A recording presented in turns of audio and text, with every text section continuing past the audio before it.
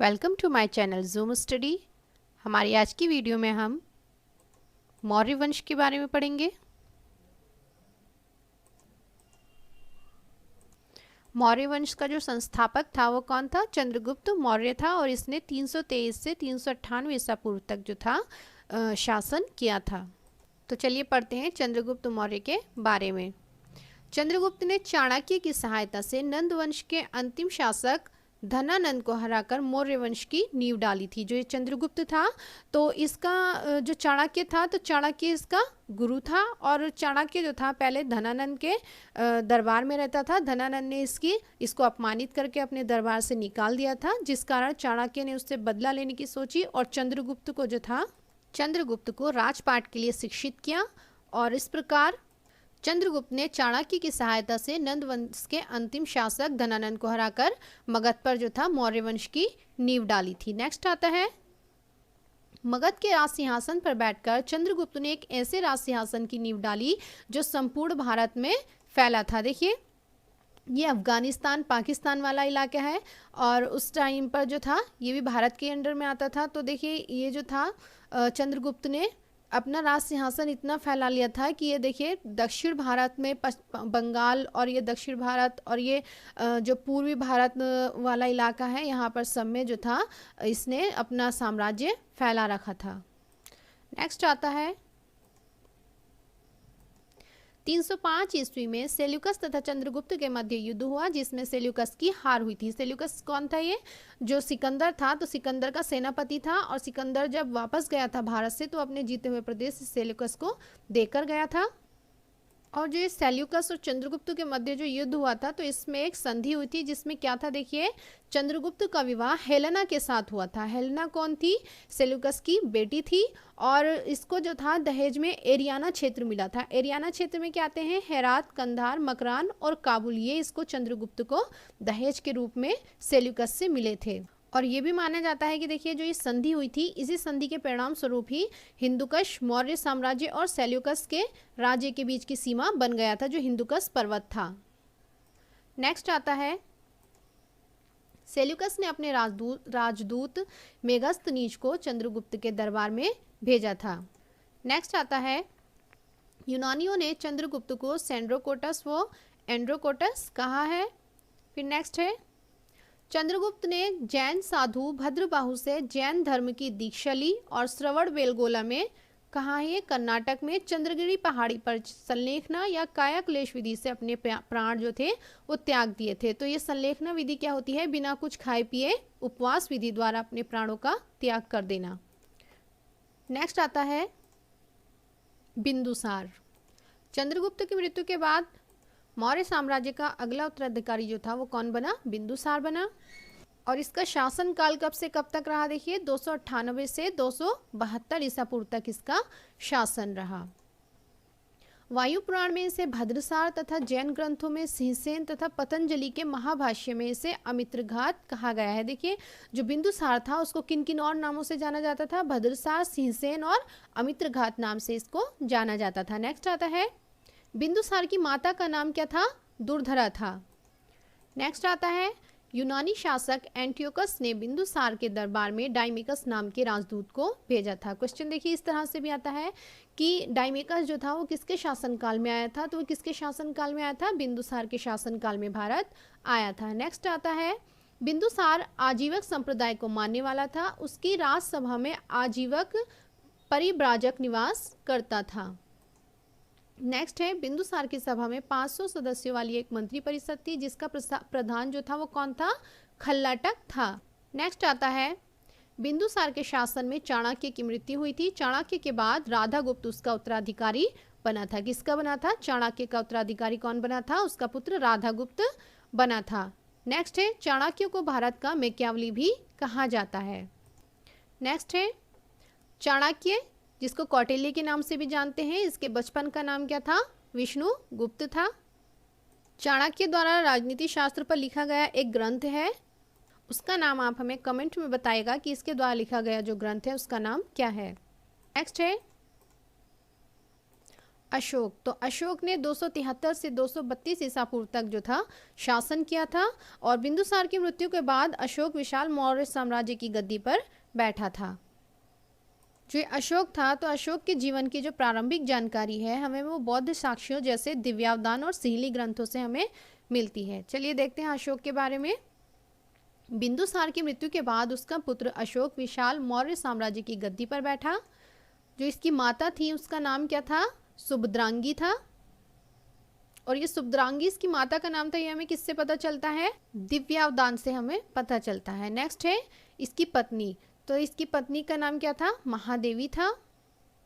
अशोक की पत्नियां तो और भी थी, लेकिन जो प्रमुख थी वो कौन थी? महादेवी थी। नेक्स्ट है अभिलेख में इनका जो अशोक का एक अभिलेख है तो उसमें एकमात्र पत्नी कारुवाकी का उल्लेख हमें देखने को मिलता है। और कारुवाकी से एक पुत्र था, उनका नाम क्या था? तीवर था। नेक्स्ट है पुत्र।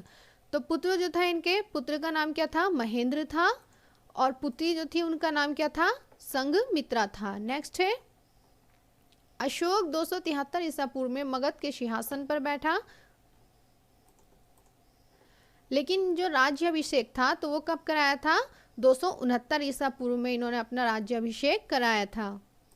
देखिए अशोक जो था राज सिंहासन पर कब बैठा था? 273 ईसा पूर्व में ये बैठ चुका था, लेकिन राज्याभिषेक ठीक कब कराया? राज सिंहासन पर बैठने के ठीक 4 साल बाद इन्होंने अपना राज्याभिषेक कराया था। राज्याभिषेक क्या होता है? एक तरह का सेलिब्रेशन होता है या राज तिलक का है, ये जो है राज्याभिषेक होता है। नेक्स्ट देखते हैं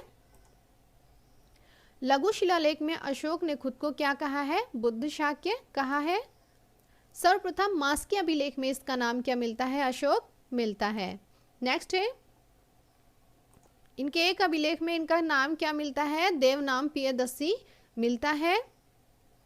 और दीपवंश में इनको क्या कहा गया है? उज्जैनी करमोली कहा गया है। नेक्स्ट है रजत तरंगड़ी के अनुसार अशोक ने कश्मीर में वितस्ता नदी के किनारे श्रीनगर नामक नगर की स्थापना इन्होंने की थी। जो ये रजत तरंगड़ी है तो इसमें कश्मीर के इतिहास का वर्णन है और आप हमें कमेंट करके जरूर बताएगा कि रजत तरंगड़ी जो है वो किसके द्वारा लिखी गई पुस्तक है। नेक्स्ट आता है अशोक ने अपने राज्याभिषेक के 8वें वर्ष 261 ईसा पूर्व में कलिंग पर आक्रमण किया था। और जब अशोक ने कलिंग पर आक्रमण किया था तो जो कलिंग की राजधानी थी वो क्या थी? उस समय तोसली थी।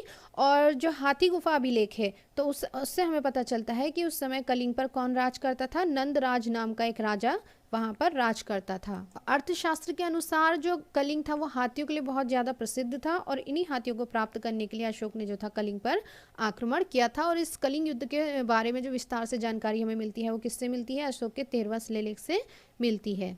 और 13वें शिलालेख से हमें ये भी जानकारी मिलती है कि जो ये कलिंग युद्ध हुआ था तो इसमें जो था करीब 1 लाख लोग जो थे वो मारे गए थे, जिससे कि अशोक को बहुत ज़्यादा दुख हुआ और उसने भेरी घोष के स्थान पर धम्म घोष को अपनाया था। नेक्स्ट आता है कलिंग में 2 अधीनस्थ प्रशासनिक केंद्र स्थापित किए गए थे। उत्तरी केंद्र की राजधानी क्या थी? तोसली थी। और दक्षिणी केंद्र की राजधानी क्या थी? जौगढ़ थी। नेक्स्ट है अशोक के अभिलेखों से पता चलता है कि उसका साम्राज्य अफगानिस्तान, दक्षिण में कर्नाटक, पश्चिम में कठियावाड़, पूर्व में बंगाल की खाड़ी तक जो था फैला था। देखिए मैप में ये उत्तर पश्चिम का जो एरिया है ये अफगानिस्तान वाला यहाँ, और दक्षिण में जो था ये कर्नाटक से लेकर पूर्व पश्चिम में जो था कठियावाड़ गुजरात में आता है, यहाँ से लेकर ये बंगाल की खाड़ी यहाँ तक ये पूरे में ये जो मौर्य साम्राज्य जो था ये पूरा फैला था यहाँ पर। अशोक के समय जो था प्रांत जिन्हें चक्र कहते थे इनकी संख्या कितनी थी? 5 थी। नेक्स्ट है कलिंग युद्ध के बाद अशोक ने भेरी घोष के स्थान पर धम्मघोष अपनाया था। देखिए जो कलिंग में इतना नरसंहार हुआ था उससे उसका हृदय परिवर्तन हुआ था, जिससे कि उसने भेरी घोष के स्थान पर धम्मघोष अपनाया था। तो धम्मघोष क्या है? देखिए अशोक ने अपनी प्रजा के नैतिक विकास के लिए जिन आचारों की संहिता के पालन की बात कही उसे ही क्या कहा गया? धम्म कहा गया। और इसका उल्लेख हमें उसके अभिलेखों से भी मिलता है।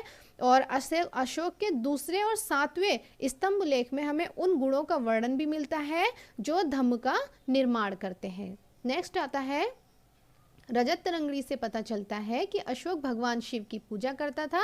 इसने कश्मीर में विजयेश्वर शैव मंदिर का निर्माण करवाया था। नेक्स्ट है, अशोक को उपगुप्त ने बौद्ध धर्म की दीक्षा दी थी।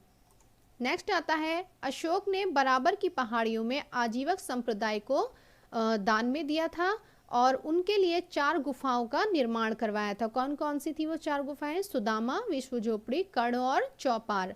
अशोक ने जो ये बराबर की पहाड़ियों को आजीवक संप्रदाय को दिया था, वहाँ पर इसने जो था आजीवक संप्रदाय के लोगों के लिए सुदामा, विश्व झोपड़ी, कर्ण और चौपार, ये 4 गुफाओं का इसने निर्माण करवाया था।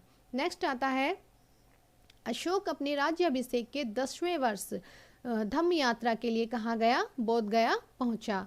नेक्स्ट है, डॉक्टर स्मिथ ने क्या कहा है? देखिए, जो अशोक की यात्रा का क्रम है वो किस प्रकार है? लुम्बिनी, कपिलवस्तु, सारनाथ, श्रावस्ती और बोध गया, कुशीनगर। ये डॉक्टर स्मिथ का कहना है कि उसकी यात्रा का ये क्रम है। नेक्स्ट है, अशोक ने नेपाल में ललितपत्तनम नामक नगर को बसाया था। नेक्स्ट है, अशोक की पुत्री चारुमती ने देवपत्तन नामक नगर बसाया था। हमारी आज की वीडियो में इतना ही। अगली वीडियो में हम जो मौर्य साम्राज्य है उसके कुछ इम्पोर्टेंट जो फैक्ट हैं उसके बारे में पढ़ेंगे और जो अशोक के शिलालेख हैं उनके बारे में हम पढ़ेंगे। मिलते हैं नेक्स्ट वीडियो में।